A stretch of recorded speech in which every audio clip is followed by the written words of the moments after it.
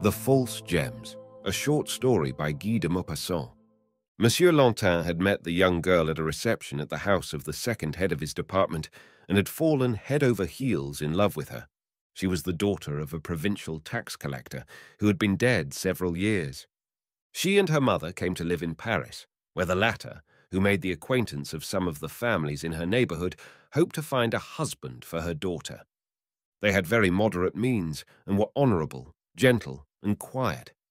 The young girl was a perfect type of the virtuous woman in whose hands every sensible young man dreams of one day entrusting his happiness. Her simple beauty had the charm of angelic modesty, and the imperceptible smile which constantly hovered about the lips seemed to be the reflection of a pure and lovely soul. Her praises resounded on every side. People never tired of repeating, "Happy the man who wins her love. He could not find a better wife." Monsieur Lantin, then chief clerk in the Department of the Interior, enjoyed a snug little salary of 3,500 francs, and he proposed to this model young girl and was accepted. He was unspeakably happy with her. She governed his household with such clever economy that they seemed to live in luxury. She lavished the most delicate attentions on her husband, coaxed and fondled him, and so great was her charm that 6 years after their marriage, Monsieur Lantin discovered that he loved his wife even more than during the first days of their honeymoon. He found fault with only two of her tastes, her love for the theatre and her taste for imitation jewellery. Her friends, the wives of some petty officials, frequently procured for her a box at the theatre, often for the first representations of the new plays, and her husband was obliged to accompany her, whether he wished it or not, to these entertainments which bored him excessively after his day's work at the office. After a time, Monsieur Lantin begged his wife to request some lady of her acquaintance to accompany her and to bring her home after the theatre. She opposed this arrangement at first, but after much persuasion finally consented, to the infinite delight of her husband. Now, with her love for the theatre, came also the desire for ornaments. Her costumes remained as before, simple, in good taste, and always modest, but she soon began to adorn her ears with huge rhinestones, which glittered and sparkled like real diamonds. Around her neck she wore strings of false pearls, on her arms bracelets of imitation gold, and combs set with glass jewels. Her husband frequently remonstrated with her, saying, "My dear, as you cannot afford to buy real jewellery, you ought to appear adorned with your beauty and modesty alone, which are the rarest ornaments of your sex." But she would smile sweetly and say, "What can I do? I am so fond of jewellery. It is my only weakness. We cannot change our nature." Then she would wind the pearl necklace round her fingers, make the facets of the crystal gems sparkle, and say, "Look, are they not lovely? One would swear they were real."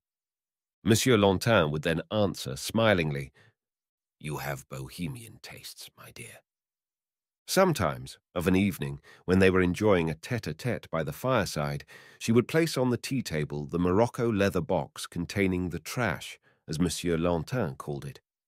She would examine the false gems with a passionate attention, as though they imparted some deep and secret joy, and she often persisted in passing a necklace around her husband's neck, and laughing heartily would exclaim, "How droll you look!" Then she would throw herself into his arms and kiss him affectionately. One evening, in winter, she had been to the opera, and returned home chilled through and through. The next morning she coughed, and 8 days later she died of inflammation of the lungs. Monsieur Lantin's despair was so great that his hair became white in 1 month. He wept unceasingly. His heart was broken as he remembered her smile, her voice, every charm of his dead wife. Time did not assuage his grief. Often, during office hours, while his colleagues were discussing the topics of the day, his eyes would suddenly fill with tears, and he would give vent to his grief in heart-rending sobs. Everything in his wife's room remained as it was during her lifetime, all her furniture, even her clothing, being left as it was on the day of her death. Here he was wont to seclude himself daily and think of her who had been his treasure, the joy of his existence. But life soon became a struggle. His income, which in the hands of his wife covered all household expenses, was now no longer sufficient for his own immediate wants, and he wondered how she could have managed to buy such excellent wine and the rare delicacies which he could no longer procure with his modest resources. He incurred some debts and was soon reduced to absolute poverty.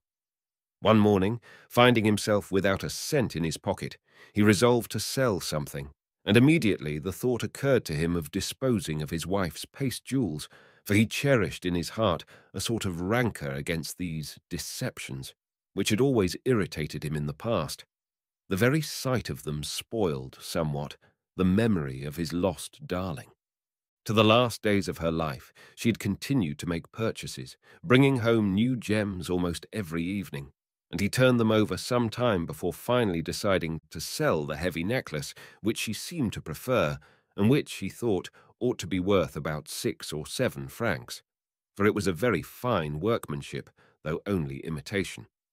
He put it in his pocket and started out in search of what seemed a reliable jeweller's shop. At length he found one and went in, feeling a little ashamed to expose his misery, and also to offer such a worthless article for sale. "Sir," said he to the merchant, "I would like to know what this is worth." The man took the necklace, examined it, called his clerk, and made some remarks in an undertone. He then put the ornament back on the counter and looked at it from a distance to judge of the effect.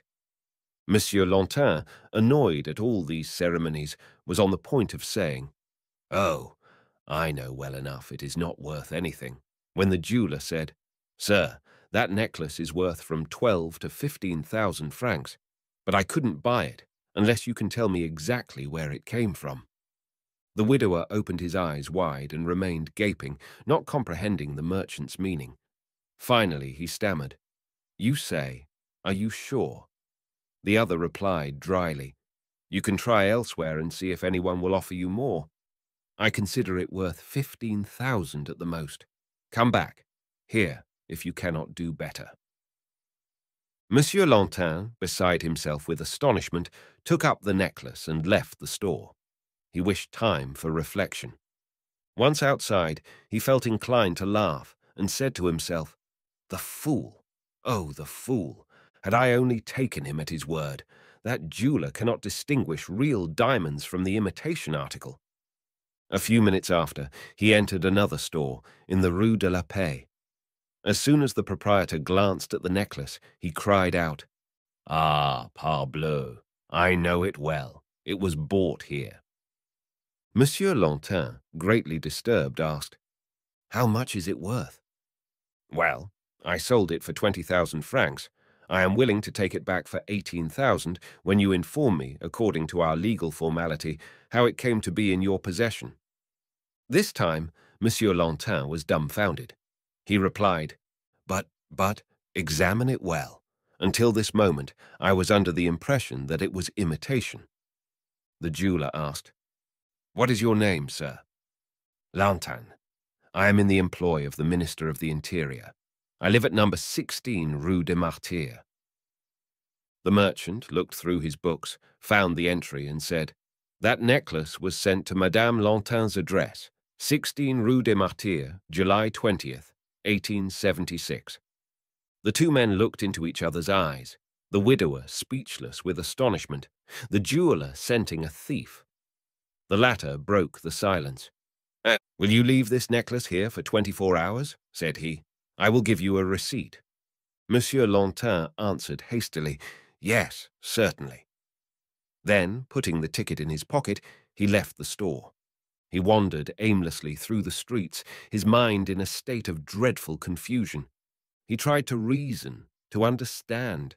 His wife could not afford to purchase such a costly ornament, certainly not. But then it must have been a present. A present.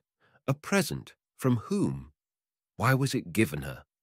He stopped and remained standing in the middle of the street. A horrible doubt entered his mind. She? Then all the other jewels must have been presents too.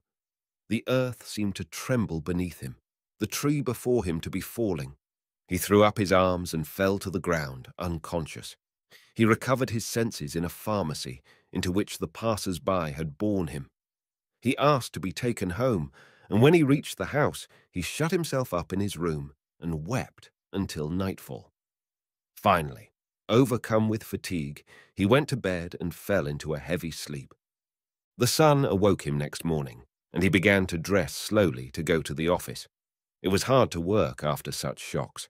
He sent a letter to his employer requesting to be excused. Then he remembered that he had to return to the jeweler's. He did not like the idea, but he could not leave the necklace with that man. He dressed and went out. It was a lovely day. A clear blue sky smiled on the busy city below. Men of leisure were strolling about with their hands in their pockets. Monsieur Lantin, observing them, said to himself, "The rich, indeed, are happy. With money, it is possible to forget even the deepest sorrow. One can go where one pleases, and in travel find that distraction which is the surest cure for grief. Oh, if I were only rich." He perceived that he was hungry, but his pocket was empty. He again remembered the necklace. 18,000 francs. 18,000 francs. What a sum! He soon arrived in the Rue de la Paix, opposite the jeweller's. 18,000 francs. 20 times he resolved to go in, but shame kept him back. He was hungry, however, very hungry, and not a cent in his pocket. He decided quickly, ran across the street in order not to have time for reflection, and rushed into the store. The proprietor immediately came forward and politely offered him a chair. The clerks glanced at him knowingly. "I have made inquiries, Monsieur Lantin," said the jeweller, "and if you are still resolved to dispose of the gems, I am ready to pay you the price I offered." "Certainly, sir," stammered Monsieur Lantin. Whereupon the proprietor took from a drawer 18 large bills, counted, and handed them to Monsieur Lantin, who signed a receipt, and with trembling hand put the money into his pocket. As he was about to leave the store, he turned toward the merchant, who still wore the same knowing smile, and lowering his eyes, said, I have other gems, which came from the same source. Will you buy them also?" The merchant bowed. "Certainly, sir." Monsieur Lantin said gravely, "I will bring them to you." An hour later, he returned with the gems. The large diamond earrings were worth 20,000 francs, the bracelets, 35,000, the rings, 16,000, a set of emeralds and sapphires, 14,000, a gold chain with solitaire pendant, 40,000, making the sum of 143,000 francs. The jeweller remarked, jokingly, "There was a person who invested all her savings in precious stones." Monsieur Lantin replied, seriously, "It is only another way of investing one's money." That day he lunched at Voisin's and drank wine worth 20 francs a bottle. Then he hired a carriage and made a tour of the Bois. He gazed at the various turnouts with a kind of disdain, and could hardly refrain from crying out to the occupants, "I too am rich. I am worth 200,000 francs. Suddenly he thought of his employer. He drove up to the bureau and entered gaily, saying, "Sir, I have come to resign my position. I have just inherited 300,000 francs. He shook hands with his former colleagues and confided to them some of his projects for the future. He then went off to dine at the Café Anglais. He seated himself beside a gentleman of aristocratic bearing, and during the meal informed the latter confidentially that he had just inherited a fortune of 400,000 francs. For the first time in his life, he was not bored at the theatre, and spent the remainder of the night in a gay frolic. 6 months afterward, he married again. His second wife was a very virtuous woman, but had a violent temper. She caused him much sorrow.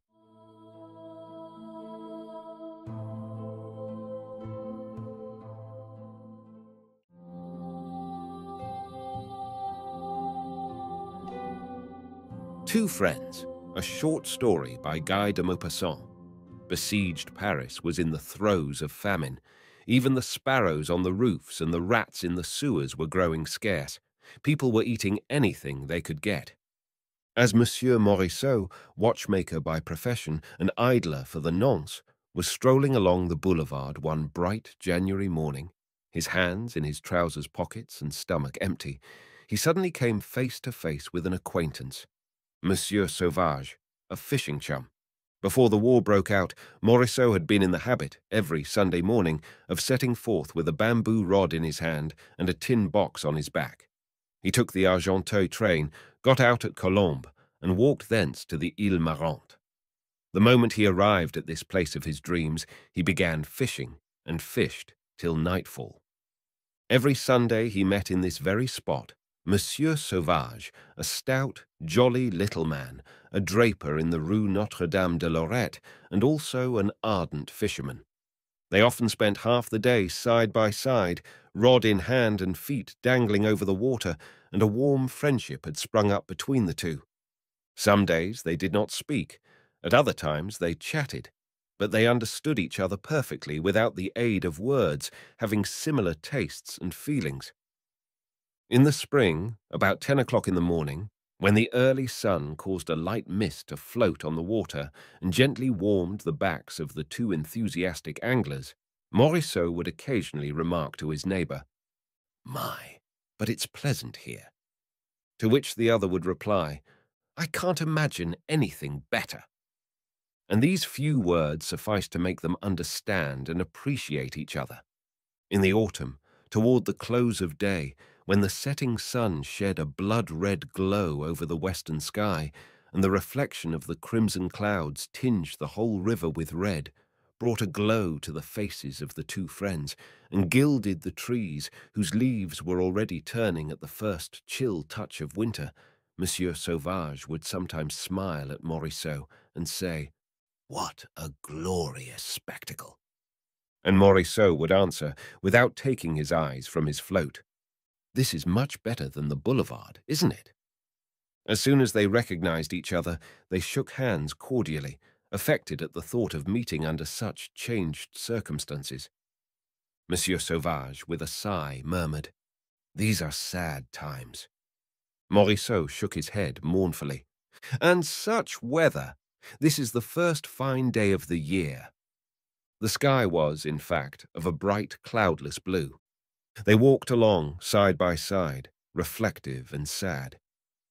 "And to think of the fishing," said Morisseau. "What good times we used to have."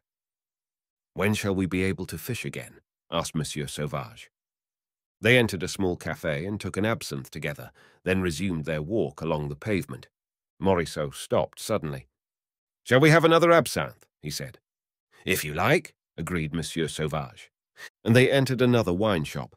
They were quite unsteady when they came out, owing to the effect of the alcohol on their empty stomachs. It was a fine, mild day, and a gentle breeze fanned their faces. The fresh air completed the effect of the alcohol on Monsieur Sauvage. He stopped suddenly, saying, "Suppose we go there." "Where?" "Fishing." "But where?" "Why, to the old place.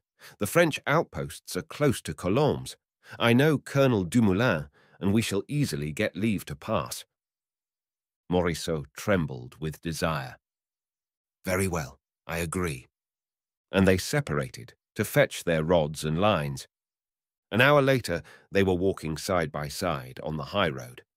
Presently, they reached the villa occupied by the colonel. He smiled at their request and granted it. They resumed their walk, furnished with a password. Soon they left the outpost behind them, made their way through deserted Colombes, and found themselves on the outskirts of the small vineyards which border the Seine. It was about 11 o'clock. Before them lay the village of Argenteuil, apparently lifeless. The heights of Orgemont and Sannois dominated the landscape. The great plain, extending as far as Nanterre, was empty, quite empty, a waste of dun-coloured soil and bare cherry trees. Monsieur Sauvage, pointing to the heights, murmured, "The Prussians are up yonder." And the sight of the deserted country filled the two friends with vague misgivings. The Prussians! They had never seen them as yet, but they had felt their presence in the neighbourhood of Paris for months past, ruining France, pillaging, massacring, starving them, and a kind of superstitious terror mingled with the hatred they already felt toward this unknown, victorious nation. "Suppose we were to meet any of them," said Morisot. "We'd offer them some fish," replied Monsieur Sauvage, with that Parisian light-heartedness which nothing can wholly quench. Still, they hesitated to show themselves in the open country, overawed by the utter silence which reigned around them. At last, Monsieur Sauvage said boldly, "Come, we'll make a start. Only let us be careful." And they made their way through one of the vineyards, bent double, creeping along beneath the cover afforded by the vines, with eye and ear alert. A strip of bare ground remained to be crossed before they could gain the river bank. They ran across this, and as soon as they were at the water's edge, concealed themselves among the dry reeds. Morisot placed his ear to the ground to ascertain, if possible, whether footsteps were coming their way.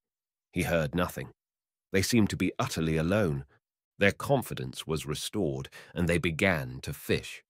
Before them, the deserted Ile Marante hid them from the farther shore. The little restaurant was closed and looked as if it had been deserted for years.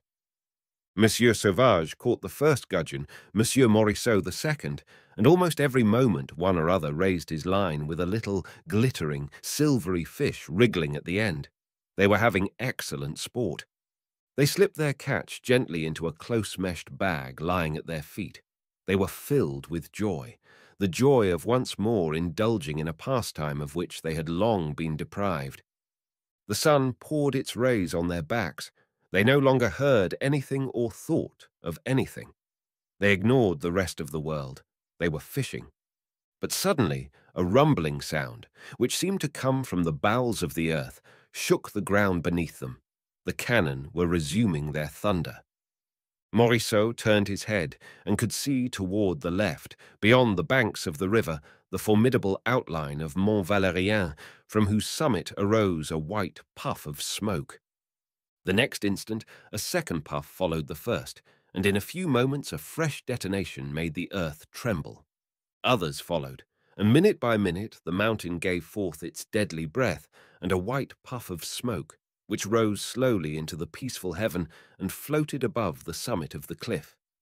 Monsieur Sauvage shrugged his shoulders. "They are at it again," he said.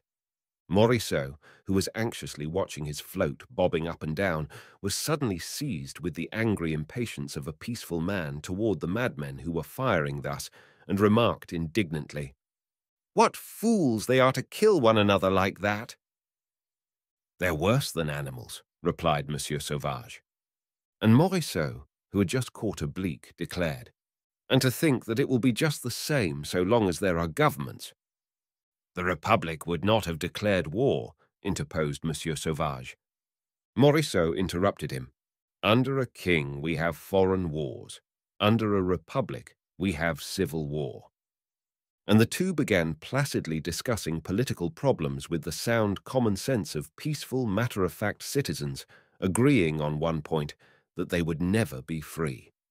And Mont Valérien thundered ceaselessly, demolishing the houses of the French with its cannonballs, grinding lives of men to powder, destroying many a dream, many a cherished hope, many a prospective happiness, ruthlessly causing endless woe and suffering in the hearts of wives, of daughters, of mothers in other lands. "Such is life," declared Monsieur Sauvage. "Say, rather, such is death," replied Morisot, laughing. But they suddenly trembled with alarm at the sound of footsteps behind them, and turning round, they perceived close at hand 4 tall, bearded men, dressed after the manner of livery servants and wearing flat caps on their heads. They were covering the 2 anglers with their rifles. The rods slipped from their owner's grasp and floated away down the river. In the space of a few seconds they were seized, bound, thrown into a boat, and taken across to the Ile Marante. And behind the house they had thought deserted were about a score of German soldiers. A shaggy-looking giant, who was bestriding a chair and smoking a long clay pipe, addressed them in excellent French with the words, "Well, gentlemen, have you had good luck with your fishing?" Then a soldier deposited at the officer's feet the bag full of fish, which he had taken care to bring away. The Prussian smiled. Not bad, I see. But we have something else to talk about. Listen to me and don't be alarmed. You must know that in my eyes you are two spies sent to reconnoiter me and my movements. Naturally, I capture you and I shoot you. You pretended to be fishing, the better to disguise your real errand. You have fallen into my hands and must take the consequences. Such is war. But as you came here through the outposts, you must have a password for your return. Tell me that password, and I will let you go. The two friends, pale as death, stood silently side by side, a slight fluttering of the hands alone betraying their emotion. No one will ever know, continued the officer. You will return peacefully to your homes, and the secret will disappear with you. If you refuse, it means death, instant death. Choose. They stood motionless and did not open their lips.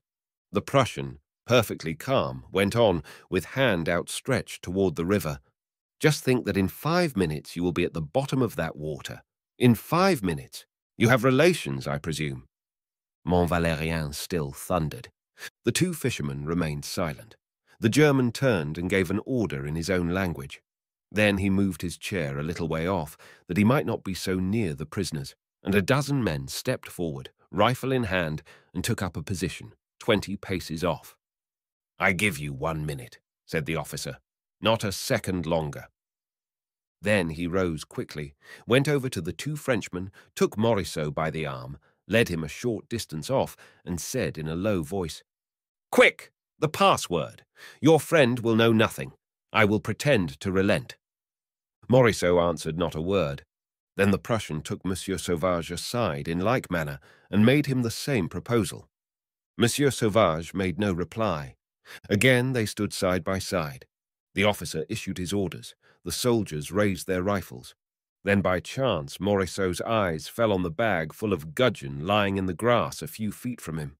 A ray of sunlight made the still quivering fish glisten like silver, and Morisseau's heart sank. Despite his efforts at self-control, his eyes filled with tears. "Goodbye, Monsieur Sauvage," he faltered. "Goodbye, Monsieur Morisseau," replied Sauvage. They shook hands, trembling from head to foot with a dread beyond their mastery. The officer cried, "Fire!" The 12 shots were as one. Monsieur Sauvage fell forward instantaneously. Morisseau, being the taller, swayed slightly and fell across his friend with face turned skyward and blood oozing from a rent in the breast of his coat. The German issued fresh orders. His men dispersed and presently returned with ropes and large stones, which they attached to the feet of the two friends. Then they carried them to the river bank. Mont Valérien, its summit now enshrouded in smoke, still continued to thunder. 2 soldiers took Morisseau by the head and the feet. 2 others did the same with Sauvage. The bodies, swung lustily by strong hands, were cast to a distance, and describing a curve, fell feet foremost into the stream. The water splashed high, foamed, eddied, then grew calm. Tiny waves lapped the shore. A few streaks of blood flecked the surface of the river. The officer, calm throughout, remarked with grim humor, "It's the fish's turn now." Then he retraced his way to the house. Suddenly he caught sight of the net full of gudgeons lying forgotten in the grass. He picked it up, examined it, smiled, and called, "Wilhelm!" A white-aproned soldier responded to the summons, and the Prussian, tossing him the catch of the 2 murdered men, said, "Have these fish fried for me at once, while they are still alive. They'll make a tasty dish." Then he resumed his pipe.